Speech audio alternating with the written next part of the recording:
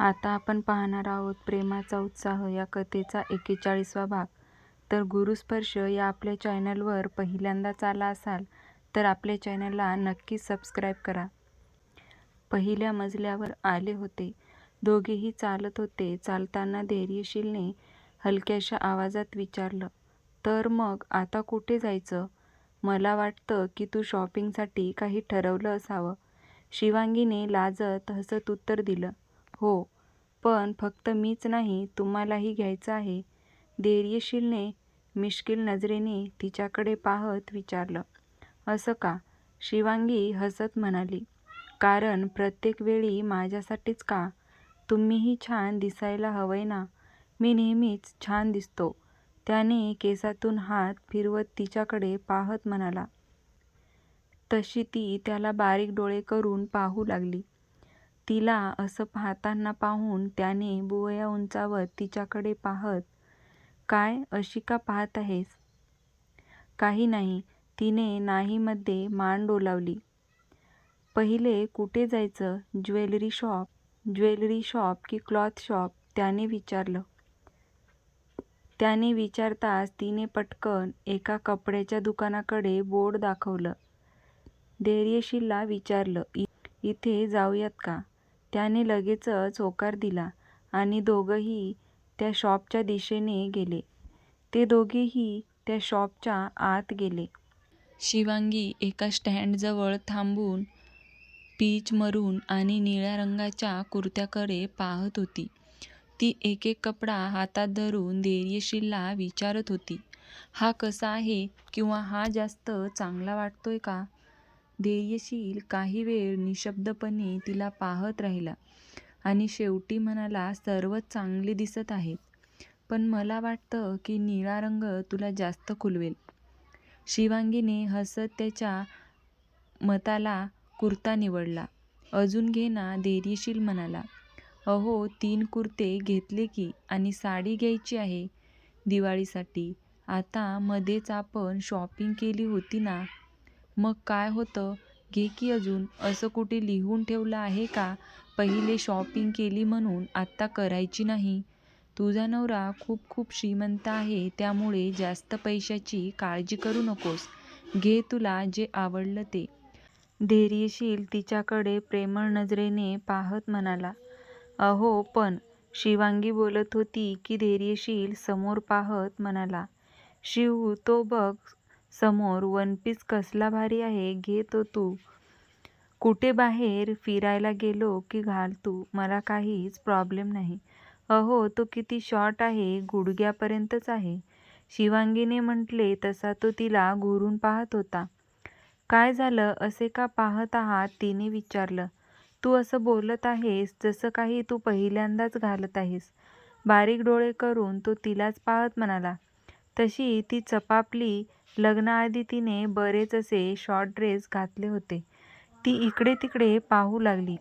असं पाहू नकोस, मला तुझी सगळी माहिती आहे, कळलं ना? धैर्यशीलने हळूच तिच्या गालाला पिंच केलं.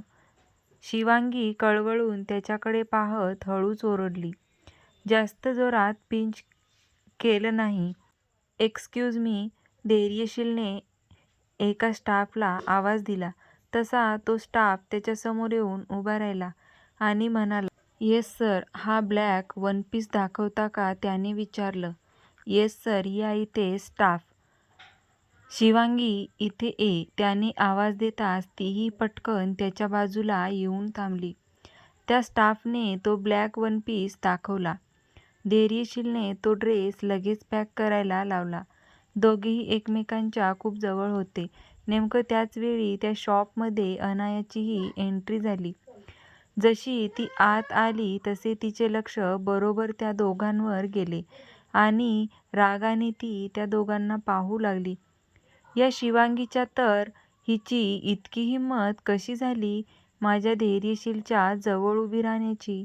ती पाहत होती की धैर्यशील शिवांगीच्या कमरेवर हात ठेवला आणि तिला आणखीन जवळ ओढून घेतलं. जाळ धूर एकसाथ निघाला होता. खूप जास्त रागाने पाहत होती अनाया. ती तशीच पाय आपटत शॉपमधल्या एका काउंटरकडे गेली, पण लक्ष सारे तिचं या दोघांकडे होतं.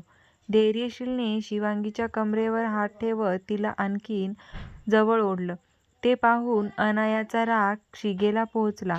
तिच्या मनात ती शिवांगीबद्दल जास्तच द्वेष करू लागली. प्रत्यक्ष परिणाम तिच्या चेहऱ्यावर दिसत होता. डोळे लालबुंद झाले होते, ओठ दाताखाली दाबले जात होते आणि ती मोठी आवळत होती. जणू ती राग आवरण्याचा प्रयत्न करत होती. त्या दोघांचं हास्य, त्यांच्या नजरा आणि एकमेकांमधील जवळीक अनायाला असह्य होत होती. तिच्या मनात विचारचक्र सुरू झालं. धैर्यशील माझा आहे, तो फक्त माझ्याशी असा वागायचा. मग आता शिवांगीच्या हातात हात का? त्याने माझी जागा तिला दिली, तो विसरला का मला? आमचं ते प्रेम? कितीतरी प्रश्न तिच्या मनात तयार झाले होते.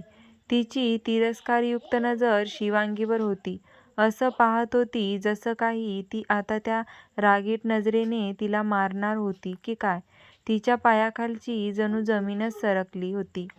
ती धैर्यशीलला परत आपल्याकडे पुन्हा खेचून घेण्यासाठी काहीतरी प्लॅन आखत होती. पण तिचा तात्पुरता राग एवढा प्रचंड होता की त्या क्षणी स्वतःच्या भावना आवरू शकत नव्हती. अचानक त्या दोघांचंही लक्ष अनायाकडे गेलं. धैर्यशील निर्विकार चेहरा ठेवून पाहत होता. तिला पाहून त्याच्या चेहऱ्यावर कुठलेच भाव नव्हते. त्यांनी बिल पे केलं आणि त्या शॉपमधून ते बाहेर पडले. धैर्यशीलने अनायाला पूर्णपणे इग्नोर केलं होतं, जसं काही ती तिथे नव्हतीच. धैर्यशीलचं असं इग्नोर तिचा इगो हर्ट झाला. ती तशीच त्या शॉपमधून बाहेर पडली आणि त्याच्या मागे गेली. धैर्यशील स्टॉप, अनाया थोडा मोठ्याने बोलली. ते दोघे जसे थांबले तसे ती पटकन त्यांच्याजवळ गेली. अनाया त्यांच्यासमोर येऊन उभी राहिली. आताही तिचं लक्ष धैर्यशीलने शिवांगीचा हात पकडला होता त्यावरच होतं. बोल, धैर्यशीलने कठोर चेहरा केला होता आणि त्याच्या आवाजातही जरब होती. धैर्यशील, तू खरंच आपले प्रेम विसरलास का रे? इतक्या सहज हिला माझी जागा दिली? अनायाने थोडं दुःखी स्वरात विचारलं.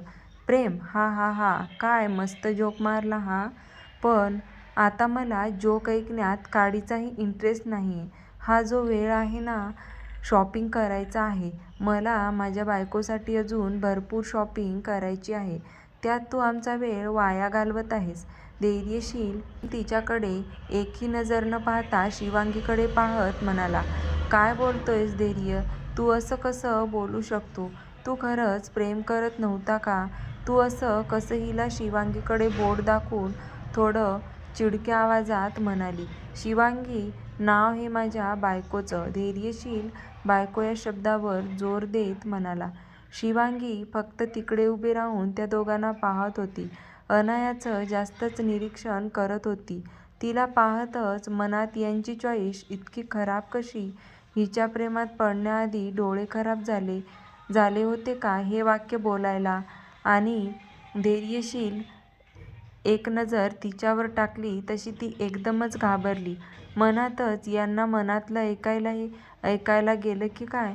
तुझं बोलून झालं असेल तर जाऊ शकतो का मी?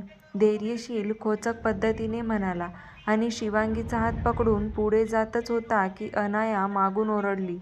धैर्यशील, तू फक्त माझा आहे. मी तुला हिच्याबरोबर राहू देणार नाही. हिला बरबाद करेल. तिच्या अशा बोलण्याने आजूबाजूला येणारी जाणारी माणसे पाहू लागली. तिचे बोलणे ऐकून त्याची पुढे जाणारी पावले थांबली. तो गर्रकन मागे वळला. त्याचा चेहरा पाहून अनाया घाबरून एक पाऊल मागे झाली. तो तसाच दणदण पावले टाकत तिच्यासमोर येऊन उभा राहिला. चेहरा रागाने लालबुंद झाला होता. तुझी एवढी हिंमत की तू या धैर्यशीलच्या बायकोला बरबाद करणार? जगासाठी मी चांगला असेल ही पण माझी डार्क साईड आहे, जी शक्यतो मी कधीच कुणासमोरही उघडत नाही. पण जर का तू तुझ्या लिमिट क्रॉस केल्या तर मग तुलाही डार्क साईड बघायला मिळेल. तुला एक सांगू, शिवांगीवर प्रेम करतोय मी, त्यामुळे माझ्या प्रेमापासून लांब राहायचं. एकदम हळू आवाजात धैर्यशील तिला प्रेमळ खूप धमकी देत होता. जे फक्त तिलाच ऐकू जाईल एवढं. हे बोलताना त्याच्या आवाजात जरब तर होतीच, प्लस धमकीही होती. अनाया त्याचं हे रूप पाहून घाबरून गेली होती. तिला कधी वाटलेच नव्हते की धैर्यशील तिच्याशी असंही बोलेल. त्याचा चेहरा पाहून तो धैर्यशील वाटतच नव्हता, जो एकदम चेहरा शांत ठेवून कसलेच भाव न दाखवता सौम्य शब्दात बोलेल. हा धैर्यशील तिला वेगळाच वाटत होता. यावेळी त्याच्या चेहऱ्यावर जे भाव होते ते पाहूनच अनाया एका जागी स्तब्ध झाली होती. त्याची पाठ शिवांगीकडे होती, त्यामुळे शिवांगी त्याचा चेहरा पाहू शकली नाही. अहो चला, आपल्याला उशीर होतोय, शिवांगीने आवाज दिला. तसा त्याने चेहरा नॉर्मल केला. अनायाकडे एक रागीट कटाक्ष टाकून तो मागे फिरला आणि शिवांगीकडे पाहू लागला. तो हसला. एक पाऊल टाकत तो शिवांगीकडे आला. तिचा हात पकडून तो लगेच चालू लागला. तशी ती त्याच्याबरोबर चालू लागली. थोडं पुढे गेल्यावर धैर्यशील मागे वळला. त्याची नजर पाहूनच अनाया पटकन तिकडून निघून गेली. तर कसा वाटला तुम्हाला आजच्या कथेचा हा भाग? आवडला असेल तर व्हिडिओला लाईक, शेअर आणि सबस्क्राईब करायला विसरू नका. धन्यवाद.